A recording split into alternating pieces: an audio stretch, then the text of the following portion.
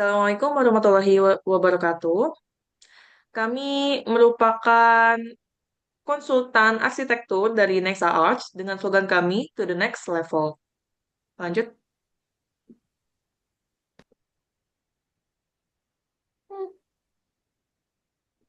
Perusahaan kami berlokasi di Jakarta Pusat, tepatnya di Jalan MH Tamrin nomor 12, lantai 12 RT 2 RW 1 di Kebun Siri, Kecamatan Menteng.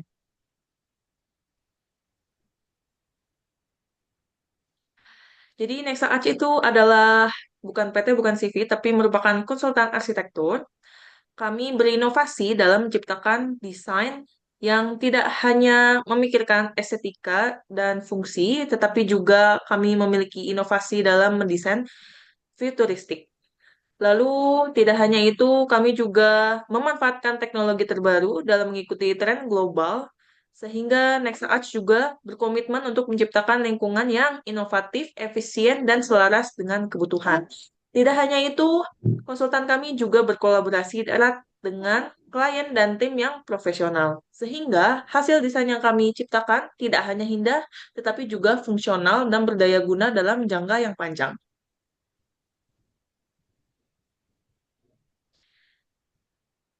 Konsultan kami, Nexa Arch, itu terdiri dari dua kata, yaitu Nexa dan Arch. Nexa itu merupakan versi modern dari kata next, yang berarti inovatif, maju, dan berorientasi masa depan.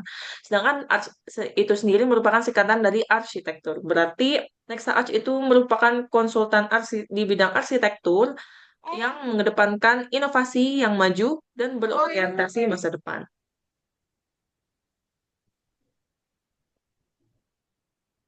Untuk filosofi logo, di sini kami menggunakan huruf inisial N yang berasal dari kata Nexa, dan di sini dibuat menyerupai portal atau gerbang, melambangkan inovasi dan visi ke depan. Sedangkan untuk garis-garis tebal yang berlapis itu merupakan prinsip dari arsitektur itu sendiri dalam menciptakan ruang yang memiliki bentuk harmonis, tidak hanya harmonis, kokoh, dan juga stabil.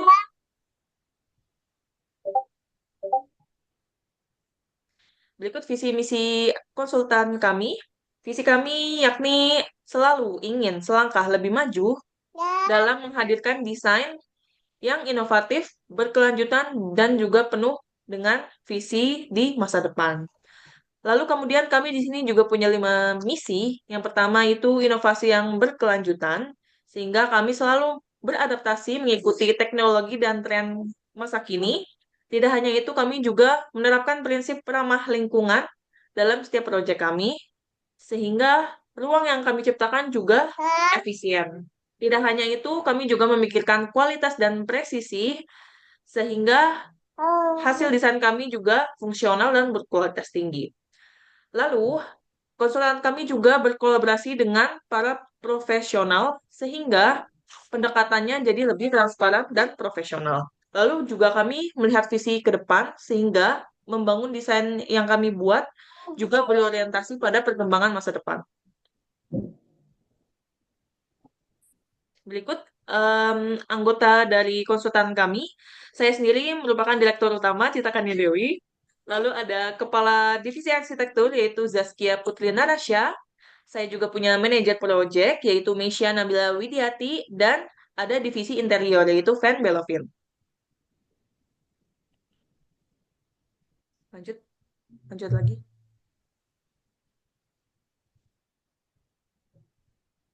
Oke, baik. Selanjutnya di sini saya, Misha Nabila Widianti, akan menjelaskan tentang TOR dari proyek yang sedang kami lakukan. Jadi, kami memiliki sebuah proyek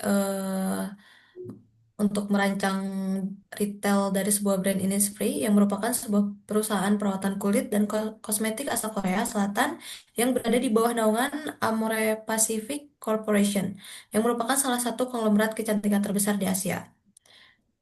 Sebagai bagian dari pengalaman merek yang kuat dan strategi branding yang konsisten, Innisfree memerlukan desain interior retail yang mampu menyampaikan identitas merek secara efektif kepada konsumennya. Desain interior tersebut tidak hanya dirancang sebagai ruang penjualan yang fungsional, tetapi juga sebagai medium untuk mengkomunikasikan nilai-nilai inti merek. yaitu alami, bersih, sehat, dan berkelanjutan.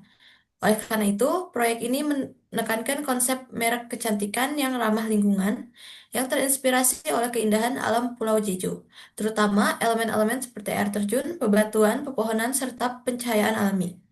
Lalu, proyek ini mencakup perancangan interior toko retail Innisfree dan akan dirancang dengan konsep yang menonjolkan bentuk-bentuk yang terinspirasi dari air terjun sebagai titik fokus utama, lalu penggunaan palet warna alami seperti warna biru langit, hijau lembut, dan coklat tanah, serta menggunakan tekstur dari material yang ramah lingkungan, serta pencahayaan yang menyerupai sinar matahari yang menyaring melalui kanopi hutan. Lalu, eh, untuk seluruh aspek desain bertujuan untuk menciptakan ruang yang tidak hanya menarik secara visual dan nyaman, tetapi juga memberikan pengalaman emosional dan sensori kepada pengunjung, seolah-olah mereka sedang terbenam dalam suasana alam Pulau Jeju. Dengan mempertimbangkan kebutuhan fungsional, identitas merek, dan pengalaman pengguna, penyusunan kerangka acuan atau KAK ini akan menjadi panduan dasar dalam pelaksanaan proyek desain interior agar kami tetap sejalan dengan visi perusahaan, anggaran, standar teknis, serta nilai-nilai dan jadwal proyek yang telah ditentukan. Lalu untuk retailnya sendiri berada di Plaza Ruko Graha Family A12 di Jalan Bukit Darmo Boulevard, Kelurahan Pradah Kali Kendal, Kecamatan Dukuh Pakis, Kota Surabaya, Provinsi Jawa Timur. Lalu untuk ruang lingkup pekerjaannya, yang pertama ada pengembangan desain interior sesuai konsep brand. Lalu yang kedua, penyusunan mood board dan material board untuk persetujuan desain. Yang ketiga, konsep pencahayaan khusus, yaitu natural dan tematik. Lalu yang keempat, pembuatan gambar konstruksi lengkap. Yang kelima, penjelasan teknis kepada kontraktor sebelum pelaksanaan. Yang keenam, monitoring berkala selama proses konstruksi. Yang ketujuh, area yang dirancang merupakan area display 5, area display 6, serta area kasir.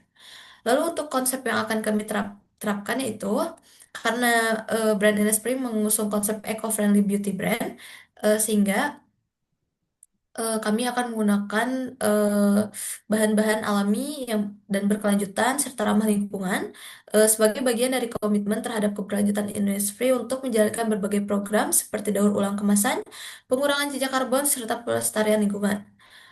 Sejalan dengan konsep tersebut, sehingga kami menentukan tema yang akan kami pilih dalam perancangan adalah keindahan Pulau Jeju. Eh, Bukan hanya kehijauan alam yang menjadi titik fokus utama, melainkan konsep air terjun. Air terjun ini akan menjadi vokal point dari keseluruhan desain. Sementara keindahan alam lainnya seperti pepohonan, bebatuan, pencahayaan alami, dan pegunungan akan menjadi elemen pendukung dan memperkaya suasana. Lalu tema yang akan diangkat dengan tujuan untuk menciptakan pengalaman ruang yang segar, bersih, dan nyaman secara visual bagi para pengunjung retail. Selain itu, desain ini juga bertujuan untuk memberikan pengalaman yang berbeda dari retail-retail pada umumnya, yang akan mengajak pengunjung untuk merasakan atmosfer khas Pulau Jeju secara langsung dalam ruang Innisfree. Lalu selanjutnya ada output, ada tiga output. Yang pertama ada pengembangan desain atau design development yang terdiri dari gambar lengkap, yaitu 3 set hard copy ukuran A3 dan soft copy, serta ada rencana kerja dan spesifikasi teknis draft. Lalu yang kedua ada DAD untuk tender yang terdiri dari gambar lengkap, yaitu 2 set hard copy ukuran A1 dan soft copy dalam format AutoCAD, lalu ada spesifikasi teknis dan metode, lalu ada dokumen, jadwal finishing. Yang ketiga ada DAD untuk konstruksi. Terdiri dari gambar lengkap, yaitu 2 set hard copy ukuran A1 dan soft copy dalam format AutoCAD juga, lalu ada spesifikasi teknis dan metode, lalu ada dokumen jadwal finishing juga. Lalu selanjutnya ada koordinasi meeting. Meeting akan dilakukan sebanyak 2 kali dalam sebulan selama tahap perencanaan yang melibatkan konsultan arsitektur, struktur, MEP, serta konsultan lain yang terkait dengan proses perencanaan dan pengembangan. Lalu untuk jadwalnya sendiri, yang pertama ada pengembangan desain yaitu sekitar 4 minggu yang terdiri dari konsep desain awal, perencanaan tata letak, serta pemilihan material awal yang sesuai dengan merek dan fungsi ruangan. Lalu untuk yang kedua ada di EDI untuk tender yaitu sekitar 3 minggu yang dimana akan menghasilkan gambar teknis terperinci untuk pemilihan kontraktor dan tujuan estimasi biaya. Lalu ada di EDI untuk konstruksi yaitu selama 4 minggu yang dimana finansial gambar kerja yang siap untuk implementasi di lokasi. Lalu ada terakhir pengawasan lokasi sekitar 3 sampai 4 bulan pengawasan selama proses konstruksi hingga penyelesaian proses proyek. Lalu selanjutnya ada tender dokumen. Lampiran dokumen tender yang akan terdiri dari yang pertama struktur organisasi, yaitu rencana struktur organisasi dan CV anggota tim yang akan ditugaskan. Lalu ada portofolio, lalu ada jadwal kerja untuk memenuhi persyaratan sesuai jadwal. Lalu ada proposal biaya, yaitu kiriman biaya layanan termasuk pajak, pertambahan nilai PPN dan semua pajak lainnya yang mungkin, dan serta semua biaya yang mungkin terjadi untuk memastikan tidak adanya biaya tambahan pada biaya yang diusulkan. Lalu eh, kita akan mengajukan proposal dari Nexa Arch. Lalu selanjutnya alamat pengirimannya akan ditujukan kepada saya sendiri yaitu sebagai manajer proyek, bisa melalui email atau pengiriman hard copy-nya sudah tertera alamatnya. Berikut adalah mood board dari perencanaan retail industry yang telah kita buat. Selanjutnya RAB akan dibacakan oleh Sasa dan Fen. Untuk rencana anggaran biaya dari perusahaan kami itu ada 5 pekerjaan. Yang pertama itu ada pekerjaan lantai, terus yang kedua pekerjaan dinding, ketiga ceiling, keempat furniture, terus yang kelima electrical. Jadi kita fokusnya ke bikinnya di display 5 dan 6. Kalau untuk pemasangan lantai itu kan ada pemasangan lantai vinyl display 5 dan 6. Kalau untuk yang 5 itu sekitar biayanya sekitar 1,6 juta. Kemudian untuk display 6, 6,7. Uh, Terus kemudian ada juga leveling lantai dan underlayer. Dan setelah dihitung itu totalnya sekitar 18 juta. Terus untuk yang dinding itu ada cat dinding dan juga partisi kayu. Kalau untuk yang cat dinding itu 1,1, partisi kayu 9 juta. Dan setelah dihitung totalnya 10,1. Terus untuk pekerjaan ceiling itu hanya pemasangan ceiling gypsum di mana biayanya 4 juta. Terus untuk furniturnya ada light cylindrical screen yang bersifat custom. Terus kemudian juga ada meja kasir, wall display, kemudian juga meja display. Dan untuk biaya totalnya itu 56 juta. Kemudian untuk electrical itu ada instalasi titik listrik, kemudian juga ada track mounted spotlight. Jadi ini keempat lampu ini bagian dari titik listrik yang kita taruh di desain kami. Terus ada juga saklar, CCTV, dan totalnya itu sekitar hampir 3 juta. Kemudian untuk total biayanya itu berarti 91,6 juta.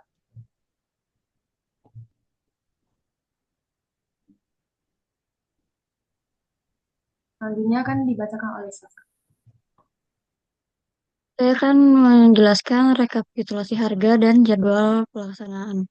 Jadi pada tabel ini ditampilkan rekapitulasi harga berdasarkan jenis pekerjaan, bobot masing-masing pekerjaan, total biaya, serta jadwal pelaksanaan mingguan proyek. Pertama, pada tabel di bagian atas, itu ada total nilai pekerjaan proyek yang tadi sudah dibacakan pada RAB, yaitu 91.678.472 yang terbagi ke dalam 5 jenis pekerjaan utama, yaitu pekerjaan dinding sebesar 10.175 atau 11,10% dari total biaya.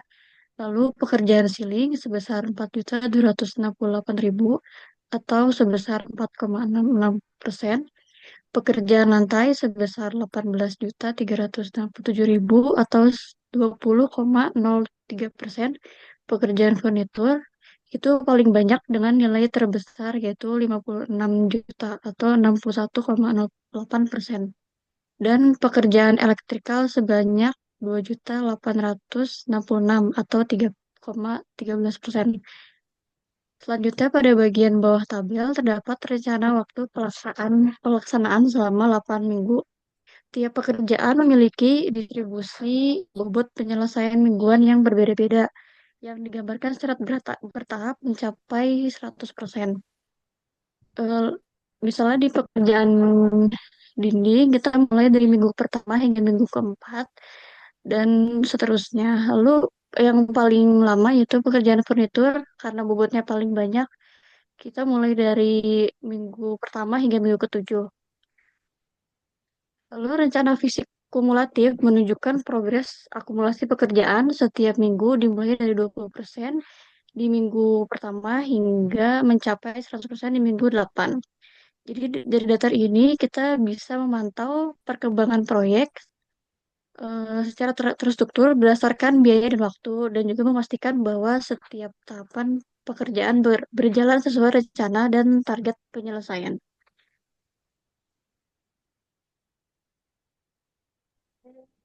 Sekian term of reference, RAB, dan rekapitulasi harga dari proyek kami kali ini.